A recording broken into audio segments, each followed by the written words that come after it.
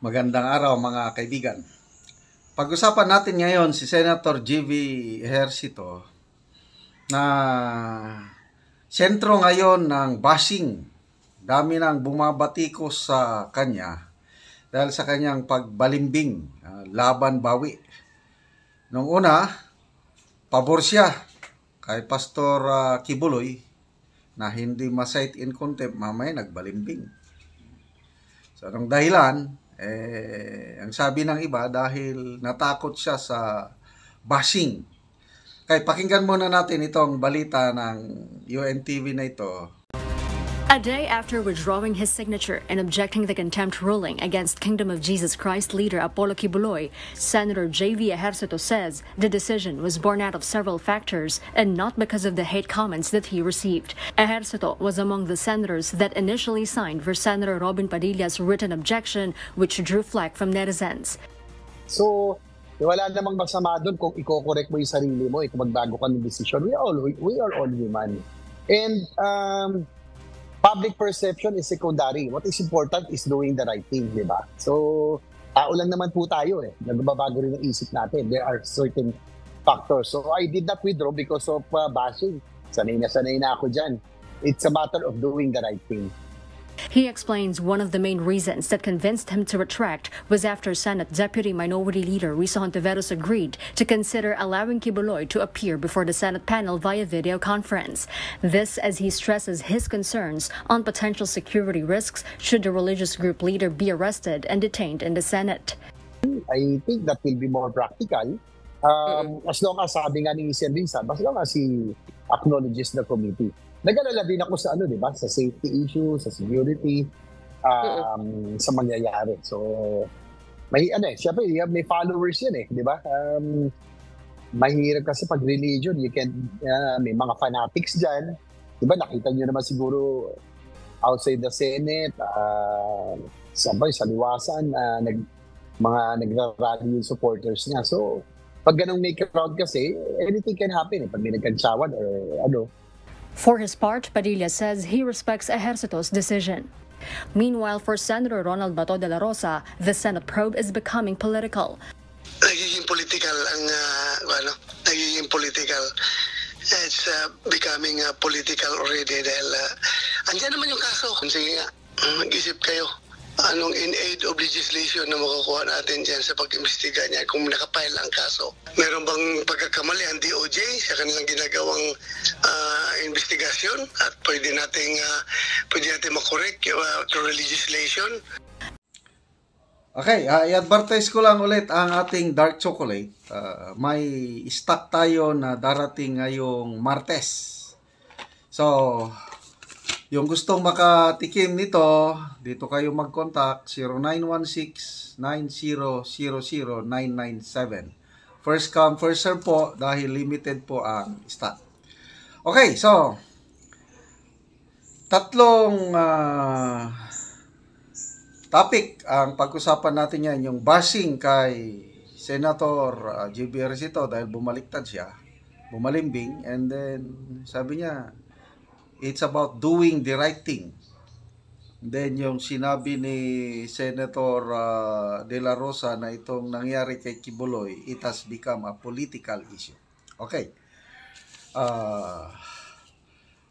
Si Senator Ejercito is bago lang nanalo na senador. Ibig sabihin, hindi pa siya mag-re-elect ngayong 2025. So, by 2028. So, bumaliktad ba siya dahil natakot sa bashing?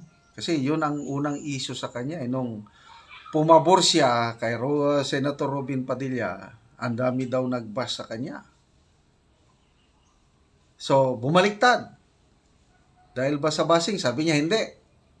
So anyway, public perception yan. Sabi niya, secondary daw ang public perception. I don't believe him. Kasi for a politician, importante yung public perception. Kaya hindi ako naniniwala yung sabi niya it's secondary. Opinion ko lang ito. I'm sorry, Senator Ejercito. Tingin ko sa kanya is tinimbang niya. Alin ba ang mas maraming mag-bash sa akin? Kasi ito, labanan na ng labanan na ng, it's a political issue. Yun na nga, yung sabi ni Senator De La Rosa, Marcos versus Duterte na ito. So namili siya. Kanino ba ako kakampi nito? Marcos, Duterte. So pinili niya ang Marcos. Kaya bumaliktad siya. So ngayon, dahil bumaliktad siya, huminto na ang pagbasa kanya ng mga pro-BBM netizens. Kaya lang, sala sa lamig, sala sa init, para siyang bibingka. Ngayon na, dahil sa kanyang pagbaliktad, I am sure, mga DDS, talagang markado na itong si Senator GB Ejercito, yung pagbalimbing niya. Okay? Kahit hindi pa siya mag-re-elect ngayong 2025, I'm sure may mga DDS niyan hindi makalimutan itong pagbalimbing niya at matatandaanan nila si Senator GB Ejercito by 2028. Okay. Lalanin natin, nanalo silang magkapatid ni Senator Jinggoy dahil sumakay sa Unity. Sinong malakas by 2028? Diba BP Sara? Sige, tingnan natin kung tama ba ang desisyon ni Senator JB Ejercito na pumanig siya sa Marcos. Okay, punta tayo sa sabi niya, doing the right thing. So, to me, ang doing the right thing, yung una niyang desisyon na pumirma doon kay Senator Robin Padilla na document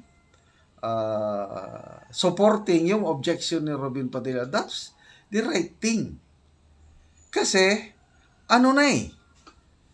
na-file na ang kaso ng DOJ.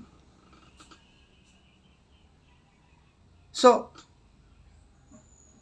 ang pinag-uusapan sa Senado is about alleged crimes committed by Pastor Kibuloy. Child abuse, human trafficking. Kung wala sanang na-file na kaso ng DOJ, baka po pwede pa dinigin ng Senado. Kailang nandun na eh. So, pabayaan mo na ang DOJ, pabayaan mo na ang korte to do their job. That's the right thing. Bakit bumaliktad pa siya? Dahil daw na pakinggan niya yung credible daw ang mga testigo. Dahil daw pumayag si Senator Hontiveros na pwede sa online lang, hindi na physical appearance si Pastor Kibuloy. To me, mahinang rason yun. Kasi assuming, mag-appear online si Pastor Kibuloy, what's next? Ano ang maitutulong ng Senate hearing na yun?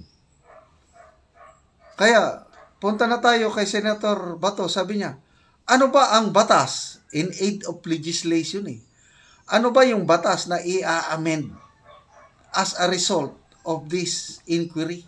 Wala namang binabanggit ni Senator Hontiveros. Wala. O ano ang bagong batas na gagawin protecting women and gender equality as a result of this hearing? Meron ba? Wala naman. So ano ang purpose ng inquiry na ito ni Senator Hontiveros? Kaya tama si Senator Bato, it has become a political issue. So, Senator Hontiveros, Senator GB, alalahanin nyo, age of social media na ngayon, pinag-uusapan itong mga pangyayari. Nako, Senator Hontiveros, bagong panalo ba ito? Yes, Hindi rin siya mag-ano. But take note, itong mga pinaggagawa ninyo, ang taong bayan, well-informed na ngayon dahil ang daming social media platform pinag-uusapan itong ano nyo. It's very clear. Political harassment ito kay Pastor Kibuloy. That's my opinion. Bakit political harassment? Kasi malaking tulong ni Pastor Kibuloy kay then Mayor Rodrigo Duterte sa pagpanalo niya. Ano pa? Ngayon na administrasyon na ni PBBM, alam naman natin ang SMNI lang ang platform na pwedeng magsalita si PRRD yung kanyang programa gikan sa masa para sa masa para ipahayag niya ang kanyang opinion. Ngayon, dahil nagsasalita si PRRD kontra itong administrasyong ito, laban kasama ng bayan, ka Eric, Dr. Batoy Bapayan, ayaw ng administrasyong ito na may nagkri-criticize sa kanila. Kaya, yun na. Ginigipit na nila ang SMNI, pati si Pastor Kibuloy, dinadamay. Yun ang ano. Yun na po yung political issue. Kasi kung mag-focus lang tayo sa real issue, ano yung real issue? Yung alleged crimes na nakomit ni Pastor Kibuloy, child abuse and human trafficking. Yun ang issue. So how do we resolve that issue? Di DOJ, then Korte. Yun ang ano. Mabilis ang DOJ. In fairness kay Secretary Boying, nakialam. Inutusan niya, kahit patay na yung complaint, may nagreklamo kay Pastor Kibuloy, ano ba yun? 2020 ba? The same yun, no? Dinismiss ng fiscal sa Davao City. Ngayon, ni-review ni Secretary Boying, sabi niya, may probable cause, inutusan niyang fiscal, i-file mo ang kaso sa korte. Yun na yun. So, yung child abuse, gumulong na ang hustisya, trial na, labanan na sa korte. Yung human trafficking naman, doon na sa Pasig. That's the, yun na, how to resolve this issue is nangyayari na. Executive branch na trabaho na yun. Hindi trabaho ng legislative, hindi trabaho ni Senator Hontiveros na i-prosecute ang alleged crimes violated, in aid of legislation lang kayo. Wala naman kayong pakita na existing batas na dapat nyong iamin o baguhin. Ano ngayon? So, di ba, political lang. So, balik tayo kay Senator GB Ejercito. Karapatan nyo yan, Honorable Senator, but mind you, ang taong bayan, nagmamasid. So, kung natakot ka man o hindi sa bashing, nasa inyo na yon. Kailan, there's always a day of reckoning. So, good luck, Senator Robin Padilla.